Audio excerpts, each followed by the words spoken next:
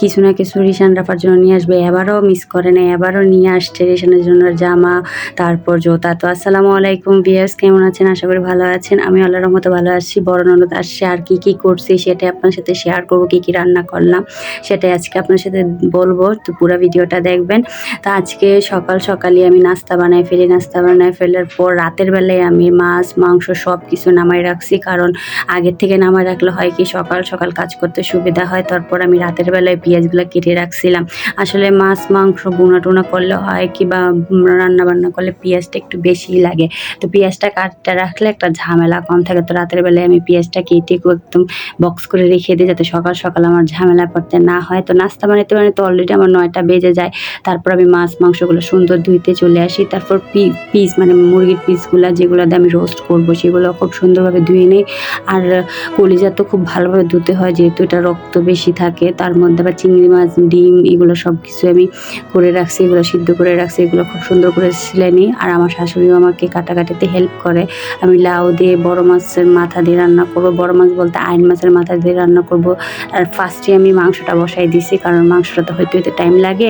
তারপর আমি কলিজা বোনাটা বসাই দিছি একটু হইতে। আসলে ননদরা আসলে হয় কি আমি ঝটপট কাজগুলো করতে চাই, কারণ তাদের সাথে যাতে একটু বসে গল্প করতে পারি, কারণ তারা বেশি দিন থাকে না আর কি, বাচ্চা কাচ্চা নিয়ে যেহেতু আসে, তাই চেষ্টা করি সব কাজ আমি দ্রুত করার। তো তার মধ্যে আলহামদুলিল্লাহ কথা বলতে আপনাদের সাথে কথা বলতে আমার অলরেডি কলিজাটা রান্না হয়ে গেছে। তারপর মানে রোস্টটা নিয়ে বসলাম। তো রোস্টটা বেশি ঝামেলা নেই, আসলে রান্না করতে আমার একটু খারাপ লাগে না।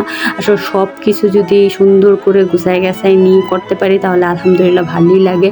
অনেক সময় হয় কি কাজের মধ্যে বাচ্চাগুলো খুব ঝামেলা করে, কতক্ষণ পর এসে ডিস্টার্ব করে। বাট রিশান রাফা তো আজ খুব খুশি, তার ফুফাতো ভাই বোন পেয়ে তো লাফালাফি দৌড়াদৌড়ি, কি একটা অবস্থা, খুশি আনন্দ। তো তার মধ্যে আমি সকাল আপারা আসার আগে আমি রিশানকে খাওয়াই দিছি, নাস্তা বানাই আমি তাদেরকে খাওয়াই দিছি, যাতে করে আমি রান্না করতে গেলে ওরা ডিস্টার্ব না করে। তো আমার কলিজা বোনও রান্না শেষ, রোস্টও করা শেষ। এখন আমি তুন্দুল বলে আমরা চুলের বাসায়, এটাকে আমরা মুলামদি বলি আর কি। তো যাই হোক, এটা তুন্দুল দিয়ে চিংড়ি মাছ রান্না করছি। আসলে মাছ মাংস খেয়ে সবাই মুখ পুরা থ্যাতা হয়ে গেছে, তো ভাবলাম একটু অন্যরকম রান্না করি।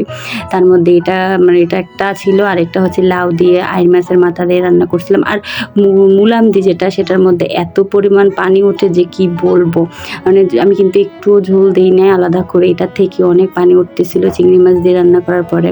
তো ভাবলাম আপনার সাথেও বলি, এর মধ্যে এটা হয়ে যায়। এই যে আইন মাছের মাথা দিয়ে আমি রান্না করি। এই যে লাউ আমার অলরেডি কোটা শেষ, সুন্দর করে ধুয়ে আমি সুন্দর মতন বসাই দিছি। আসলে সব জোগাড় থাকলে বা সব কিছু করা থাকলে খুব ইজিলি করা যায়, তাই না? তারপর একটু করে সব রান্নায় মোটামুটি শেষ হয়। আসলে কাজ করতে এত গরম পড়ছে, এই গরমের মধ্যে মানে কাজ করতে একটু কষ্ট হয়ে যাচ্ছিল। সকালে যা একটু বৃষ্টি আসছিল, এখন এত পরিমাণ গরম, পুরো আমি ঘাইমা পুরো মনে হইতেছিল আমি গোসল করে ফেলছি। এর মধ্যে ডিমটাও ভাজা শেষ। আসলে ভাবছিলাম ডিমটা কুরমা পরে আমার শাশুড়ি বলছে যে এত খাবার খেতে পারবে না, এটা রেখে দাও। ডালও করে ফেলছি, এখন পোলাও করে ফেলি। পোলাও পর আবার আমি ভাত রান্না করি।